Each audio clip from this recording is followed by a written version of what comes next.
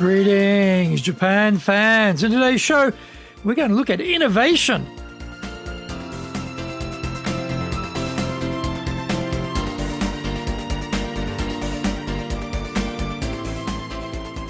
Maishu, arigatou gozaimasu, and welcome back to the 9th year of the Leadership Japan series. And I'm your host in Tokyo, Dr. Greg Story, your corporate coaching and training guy committed to your success, president of Dale Carnegie Training Tokyo, Japan, and the 3-time best-selling author of Japan Sales Mastery, Japan Business Mastery, and Japan Presentations Mastery. My new book in Japanese, Za Eigyo, is available on Amazon. We are broadcasting around the world from Minato-ku in the center of Tokyo, the leadership capital of Japan. This podcast brings insights, examples, and experience about leading in Japan. And trust me, it is different here. Don't forget to subscribe and share this podcast with your family, friends, and colleagues. We are not being sponsored by Libsyn, but we value your privacy, which is why we have our podcast hosted by Libsyn, who, unlike many other podcast hosts, have a strict policy that does not allow access to your private information by anyone. Here is our daily podcast lineup on iTunes. Mondays, the Cutting Edge Japan Business Show. Tuesdays, the Presentations Japan series. Every second Tuesday, the Business Tatsujin no Oshie Show. Wednesdays, the Sales Japan series. Thursdays, the Leadership Japan series. And every second Thursday, the Business Pro Podcast Show.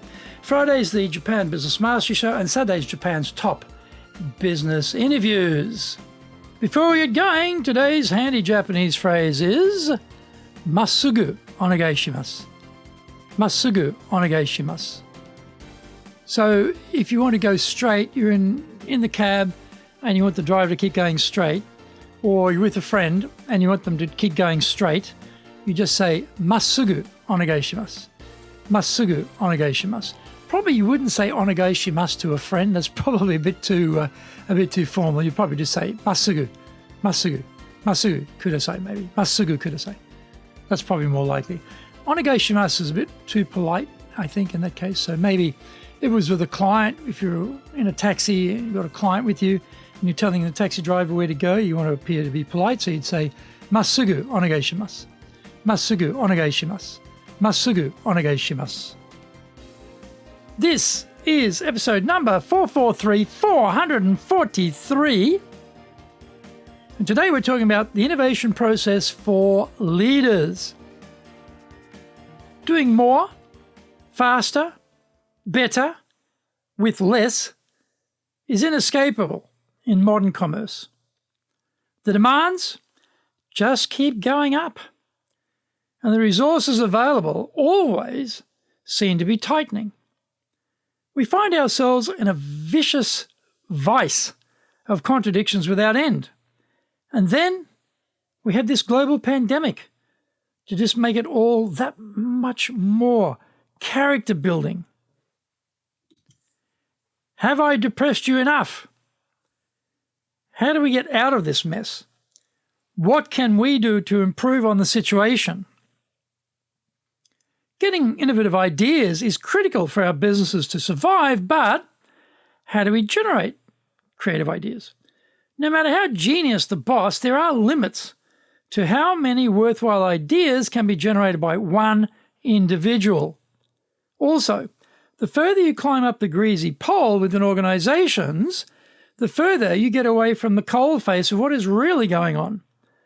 The most recent, most junior hire may have the best ideas. The organization's employee generation, which best reflects the profile of the buyer or the buyer's customers, may have the best insights. The problem is, we rarely ask either group.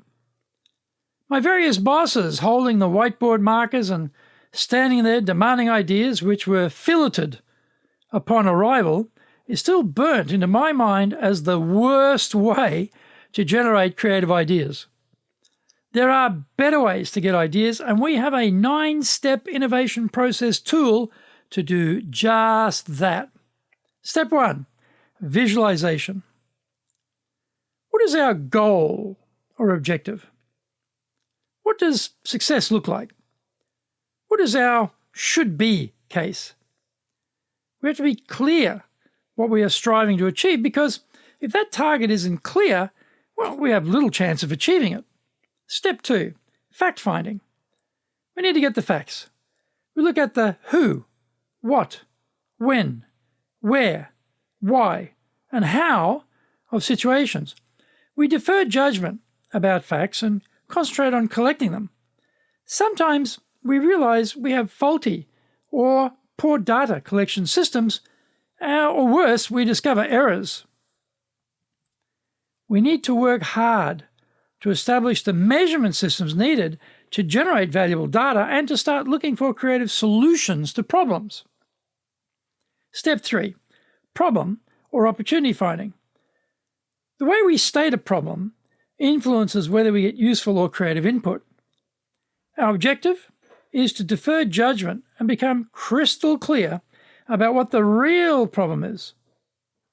This sounds easy, but ask 5 people what is the main problem and you may get 8 opinions. We need to do some preliminary investigation to understand what is holding us back or where we are wasting valuable resources. Sprinting hard and fast in the wrong direction is not helpful. Find out more. We come back from the break.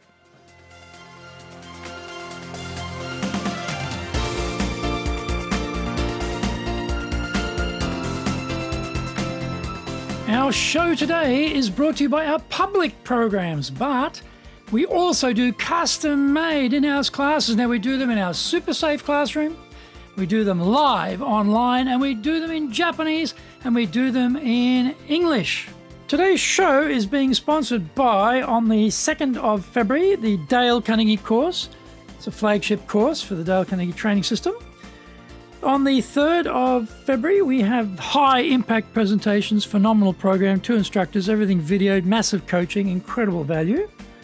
Confident English on the 8th of February. This is helping all of those Japanese team members who have been studying Eikaiwa, English lessons, but still don't want to speak up because they don't have the confidence.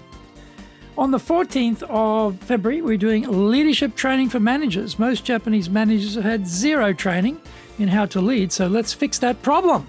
Our website is www.dale-carnegie, carnegie.co.jp.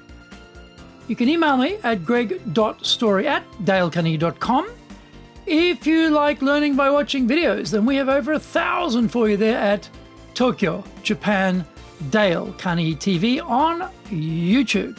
Get my best-selling books, Japan Sales Mastery, the Bible for selling in Japan, and Japan Business Mastery, as well as my new book, Japan Presentations Mastery.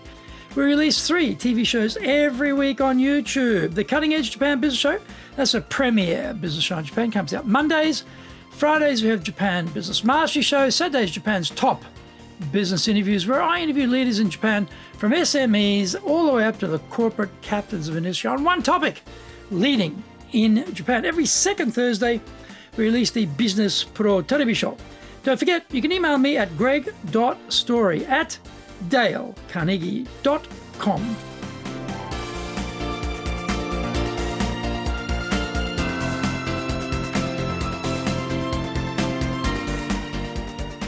Welcome back. Step 4, idea finding. No judgmental thinking is permitted at this stage.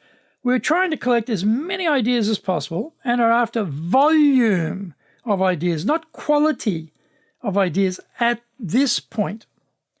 This is not how things are normally done. So we need to police this stage very carefully. Often, participants in the idea generation process will want to start evaluating ideas as they arrive. We have to set some very clear rules. One, which is extremely important, is to insist all the idea generation is done in silence. Oh, this sounds easy, but I've always been surprised how fast the quick thinkers get bored with the process and want to talk with their colleagues. We need to shut them down and let the deeper thinkers do their thing. Number 5, step 5, solution finding. This is where we use judicial thinking. We're trying to identify the best ideas. Up until this point, we may have been able to restrain the bolshy, super confident, assertive few, but now they can easily come into their own and dominate which ideas are taken up. This can also be tricky, as juniors will defer to seniors and everyone will defer to rank. We need to make sure that we have a system to choose the best ideas. In Japan, this process usually means arriving at a consensus. We have to make sure that isn't just an easy consensus to reflect seniority and superior status. Step 6, acceptance finding. We will need to convince decision makers for support for the ideas, and that will mean time, money, and personnel. This is where we need to sell our ideas, because if we want money or resources for the project, then we will be competing with other options. Our communication and persuasion skills are critical in this step. Step 7, implementation. This is where we execute on the ideas.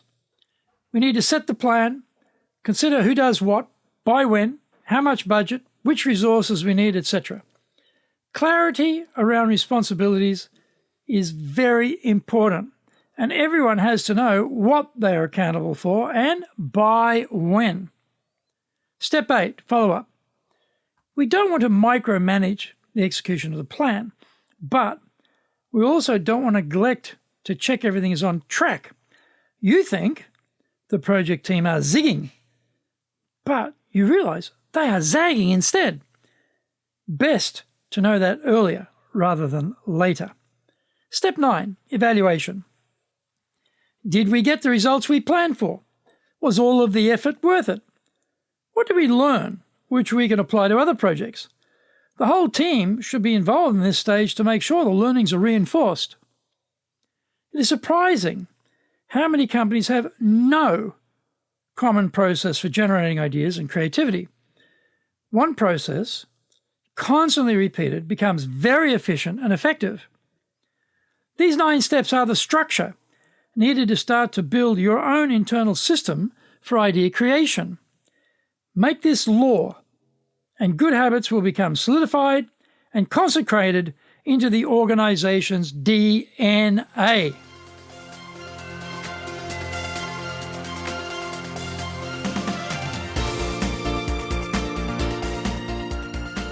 Thank you for joining the Leadership Japan series. If you found the program useful, then share it with your family, friends, and colleagues. Don't forget to subscribe and share this podcast. Take what you found valuable, immediately put into action, because idea application is what makes winners winners.